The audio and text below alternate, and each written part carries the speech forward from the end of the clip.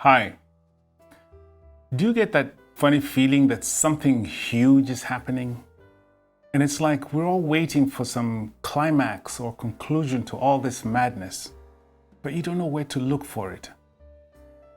It seems like this coronavirus is morphing into something else, something that we can't quite put our hands around. It started out with a global panic over a public health issue, and it led to a virtual shutdown of everything. Very few people resisted the directives of governments to stay off the streets and to close down our schools and churches and sporting events, our concerts, everything. It was like a horror movie. We all cowered in our houses, hiding from something crawling out there like a ghost. It's in the air. It's on the doorknobs. It's coming to get you. Wash your hands, sanitize.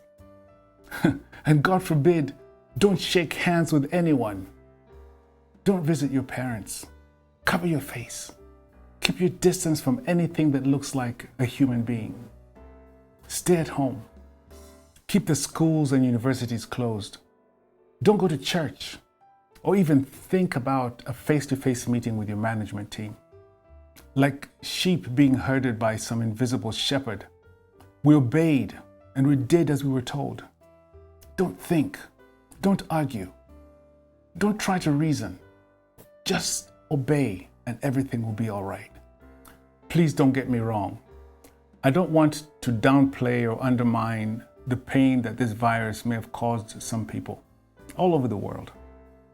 I've seen people die of AIDS and malaria and cancer and road accidents. Yes, I know the pain of death, and I would be the last person to undermine someone else's experience with it. But I have some questions. A lot of things don't make sense, and they still don't make sense. But we have obeyed because we've been told that it's for our good. We gave up our freedoms and we've sacrificed our jobs and businesses and traditions and relationships, our intimacy. We gave up just about everything that we value. The evening dinner at the restaurant, the movie night, the prayer meeting, graduation, mom's 80th birthday party. Loved ones who passed away are buried without the due respect for what they meant to us and what they stood for.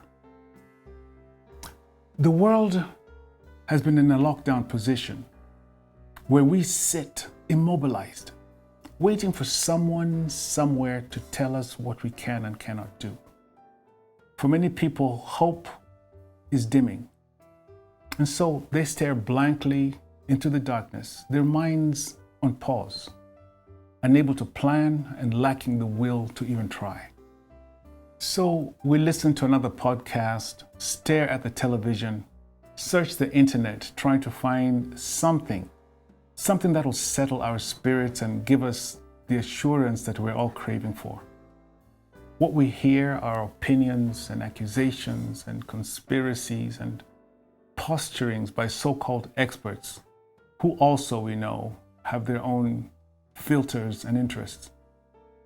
Now, I admit that I come to this conversation with my own filters, my upbringing, my faith, my education, my experience, my anxieties, prejudices, weaknesses, and yes, my hopes. I see the world in ways that you may never be able to grasp. But I also know that I cannot see the world like you do. I get that.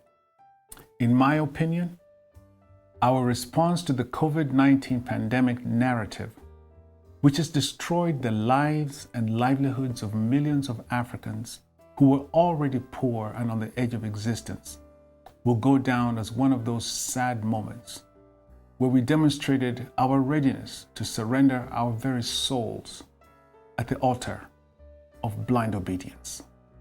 Speaking of blind obedience, the recent news of the arrest of Felicien Kabuga, one of the masterminds of the Rwanda genocide of 1994, left me with mixed feelings. I wasn't sure if I should celebrate that he had finally been arrested, or if I should be angry that it has been so long and he's been roaming around free for the past 26 years.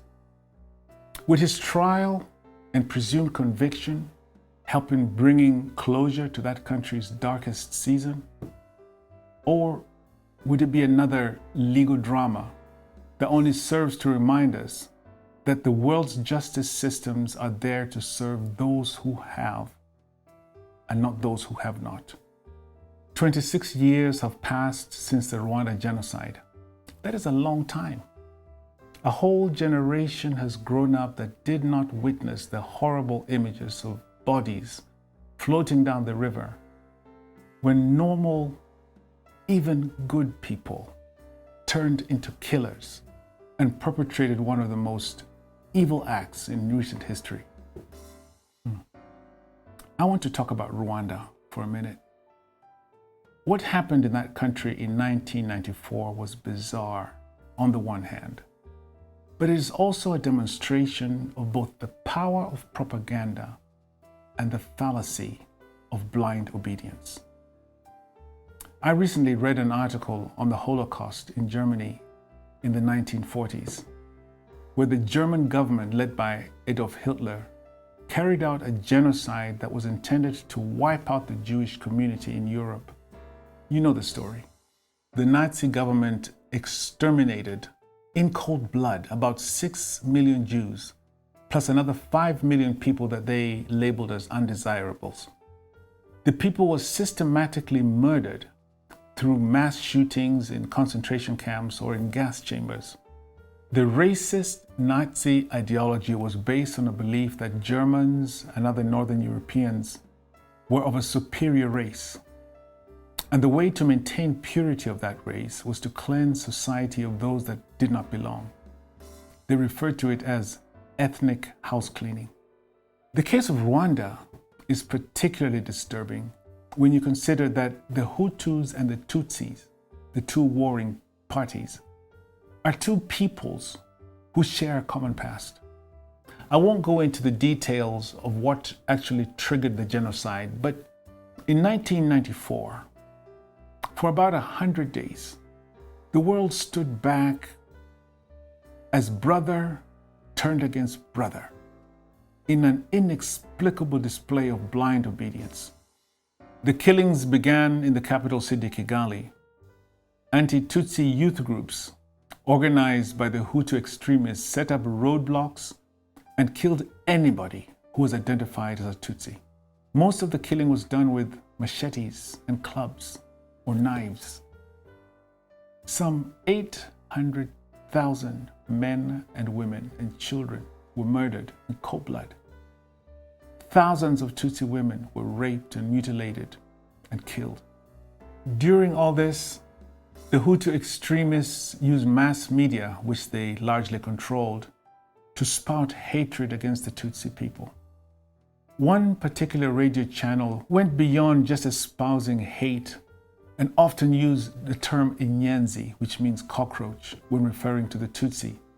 And then it told the Hutu to crush the cockroach. Bigotry, racism, tribalism. These are just some of the filters that we walk around with, sometimes not knowing it, sometimes denying it. They are filters that shape and color our perspectives, and they lead us to do things that even we know are wrong. But perhaps the most damaging filter of all is the filter of fear. You see, some people have mastered the art of extracting obedience to rules and directives by instilling fear in other people. Fear is an evil spirit that can strip a human being of the ability to reason. It cripples the mind, and it leads a person to a place of surrender, a place of blind obedience.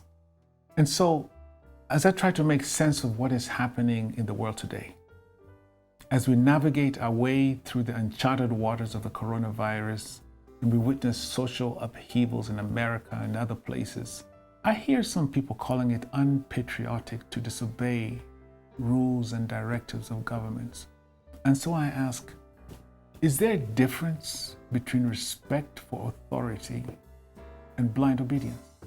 Let me close with the words of the late Howard Zinn, an American historian and playwright, who once said, "If patriotism were defined not as blind obedience to government, not submissive worship to flags and anthems, but rather, if patriotism was defined as the love of one's country, one's fellow citizens, as loyalty to the principles of justice and democracy, then patriotism would sometimes require disobedience to our governments when it violates those principles."